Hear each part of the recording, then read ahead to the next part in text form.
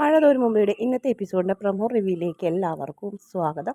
അങ്ങനെ ബാലചന്ദ്രൻ വരട്ടെ, നിന്നെ ഞാനിന്ന് ഇവിടെ നിന്ന് പറപ്പിക്കും എന്നൊക്കെയാണ് നമ്മുടെ അലീനനെ പറ്റി അലീനനോട് തന്നെ പറയുന്നത്. നിന്നെ എന്തായാലും ഇനി ഇവിടെ നിർത്തില്ല, ഇനി ഇത് ഞാൻ അനുവദിച്ചു തരില്ല എന്നൊക്കെ പറയുമ്പോൾ ശരി, എനിക്ക് വേണ്ടപ്പെട്ടവർ പറഞ്ഞാൽ ഞാൻ പൊക്കോളാം, മേഡം പറഞ്ഞാൽ ഞാൻ പോകില്ല എന്ന് പറഞ്ഞിട്ടുണ്ട്. അപ്പോൾ ആ ഒരു ദേഷ്യം കൂടി ഉണ്ട്. പിന്നെ നീ ആര് പറഞ്ഞാൽ കേൾക്കാം, മനുവേട്ടനും അതുപോലെ തന്നെ ബാലേന്ദ്ര സാറും അവർ രണ്ടുപേരും എന്നെ ഇങ്ങോട്ട് കൊണ്ടുവന്നത്, അവർ പറയട്ടെ ഞാൻ പൊക്കോളാന്ന് പറയും. അതോടുകൂടി നമ്മുടെ വൈജയന്തിക്ക് വല്ലാത്ത ദേഷ്യമാവുന്നുണ്ട്. അങ്ങനെ വൈജയന്തി ബാലചന്ദ്രൻ വരുന്ന വഴിക്ക് തന്നെ അലീനനെ ഇവിടുന്ന് പറഞ്ഞയക്കണം, ഇവിടെ നിർത്താൻ പറ്റില്ല എന്ന് പറയും. അതെന്തായാലും ബാലേന്ദ്രൻ സമ്മതിക്കില്ല. തൽക്കാലം അലീനനെ ഞാൻ ഇവിടുന്ന് എവിടേക്കും പറഞ്ഞയക്കാൻ ഉദ്ദേശിച്ചിട്ടില്ല എന്ന് തന്നെ പറഞ്ഞപ്പോൾ, നിങ്ങൾ എന്തിൻ്റെ പേരിലാണ് ഇവിടെ താങ്ങിക്കൊണ്ട് നടക്കണം? നിങ്ങൾ ആ കുഞ്ഞുമോളെ ഒരു ദിവസം പോലും കാറിൽ കയറ്റിയിട്ടില്ല. പിന്നെ ഇവിടെ ഉണ്ടായിരുന്ന ജോലിക്കാരെ ഒരാളെയും നിങ്ങൾ കാറിൽ കയറ്റിയിട്ടില്ല. പിന്നെ നിങ്ങൾ എന്ത് ഇവൾക്ക് മാത്രം പ്രത്യേകത, തൊലി വെളുപ്പുള്ളത് കൊണ്ടാണോ എന്നൊക്കെ ചോദിച്ചപ്പോൾ സൂക്ഷിച്ച് സംസാരിക്കണം എന്നൊക്കെ പറയും. അങ്ങനെ ബാലചന്ദ്രനെയും നമ്മുടെ അലീനനെയും മോശമായ രീതിയിൽ രണ്ടുപേർക്കും പൊട്ട ബന്ധമുണ്ടെന്ന് വരെ നമ്മുടെ വൈജയന്തി പറഞ്ഞ് പരത്തുന്നു. അപ്പോൾ അതോടുകൂടി അലീനയ്ക്ക് വൈജയന്തിയോട് വെറുപ്പ് തോന്നുന്നു.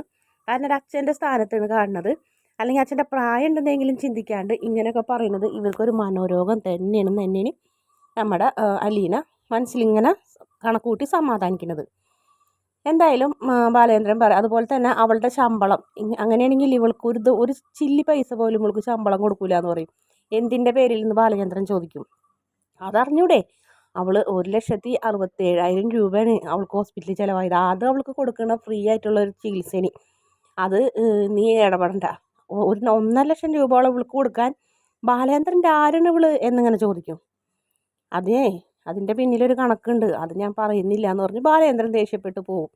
അപ്പോൾ അതോടുകൂടി നമ്മുടെ വൈജയന്തിക്ക് ദേഷ്യം കൂടുന്നു.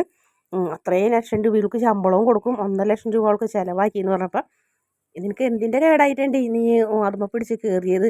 ഇപ്പോൾ 1,50,000 രൂപയല്ലേ ബാലേന്ദ്രൻ്റെ പോയതെന്നൊക്കെ പറഞ്ഞപ്പോൾ, എനിക്കല്ലായിരുന്നു കേട്, മാഡത്തിൻ്റെ മോനായിരുന്നു എന്ന് പറയും. അത് കേട്ടോടുകൂടി വൈജയന്തി ഇങ്ങനെ ആകെ ഞെട്ടുന്നുണ്ട്. എൻ്റെ മോനോ എന്ന് പറയും. അതെ, രക്ഷപ്പെടാൻ വേണ്ടിയിട്ടേ മോൻ്റെയും അതുപോലെ തന്നെ സഹോദരൻ്റെ മകൻ്റെ കയ്യിൽ നിന്നും രക്ഷപ്പെടാൻ വേണ്ടിയിട്ട് സ്വയം കത്രിക എടുത്ത് കുത്തിക്കയറ്റിയാണ്, മാനം നഷ്ടപ്പെടുമെന്ന് വിചാരിച്ചിട്ടെന്ന് പറഞ്ഞു. വൈജയന്തി അങ്ങനെ ആകെ ഷോക്കേറ്റ പോലെ നിൽക്കണം. അതേപോലെ തന്നെ വിവരങ്ങളൊക്കെ മുത്തശ്ശിയോടും പറയുന്നുണ്ട്. മുത്തശ്ശി, ജീവൻ പോയാലും കുഴപ്പമില്ല, മാനം പോകാണ്ടിരിക്കാൻ വേണ്ടിയിട്ടാണ് ഞാനത് ചെയ്തത്. രണ്ടുപേരും കൂടി എനിക്ക് മയക്കുമരുന്ന് ജ്യൂസിൽ കലർത്തി കഴിഞ്ഞിട്ട് എന്നെ കൊണ്ട് കുടിപ്പിച്ച് ഹരിശങ്കർ അതിൻ്റെ ഉള്ളിൽ ഒളിച്ചിരിപ്പുണ്ടായിരുന്നു. അങ്ങനെ അന്ന് സംഭവിച്ച എല്ലാ കാര്യങ്ങളും നമ്മുടെ മുത്തശ്ശിയോട് പറയുന്നു അലീന. എങ്ങനെയും മുത്തശ്ശിയെങ്കിലും അറിയട്ടെ എന്ന് വിചാരിച്ചിട്ട്. പക്ഷേ മുത്തശ്ശി ആകെ ഞെട്ടി നെഞ്ചത്ത് കൈവയ്ക്കുന്നു. എൻ്റെ ഈശ്വര, ഇത്രയും ദുഷ്ടന്മാരായിരുന്നോ ഈ പിള്ളേർ എന്ന് പറയും. ആ രോഹിത് ഇങ്ങനത്തെ ആളല്ലായിരുന്നു മോളെ, അവനാണ് പൊട്ടയിരുന്നത്, അവനും കൂടി ഇവനെ ചീത്തയാക്കി എടുത്തെന്നൊക്കെ പറഞ്ഞ് ഒരുപാട് മുത്തശ്ശി കരയിന് അലീന അനുഭവിച്ച വിഷമങ്ങളൊക്കെ. പിന്നീട് അലീന വൈജയന്തിയുടെ അടുത്തേക്ക് ചെല്ലുമ്പോൾ വൈജയന്തി ഇങ്ങനെ ദേഷ്യപ്പെട്ടിരിക്കുക. വൈജയന്തി പറയും, എനിക്ക് നിന്നെ ഇഷ്ടമല്ല എന്ന് പറയും. അപ്പോൾ കാരണം ചോദിക്കുമ്പോൾ, ഞാൻ എൻ്റെ ഇഷ്ടത്തിനല്ലാതെ ബാലേന്ദ്രനും മനുവും പോയി നിന്നെ കൂട്ടിക്കൊണ്ട് വന്നത്. അന്ന് ഞാൻ പറഞ്ഞിരുന്നു നിന്നെ വേണ്ടാന്ന്, എന്നിട്ടും നിന്നെ ഇങ്ങോട്ട് കൊണ്ടുവന്നു എന്നൊക്കെ പറഞ്ഞ് ദേഷ്യപ്പെടുന്നു നമ്മുടെ വൈജയന്തി.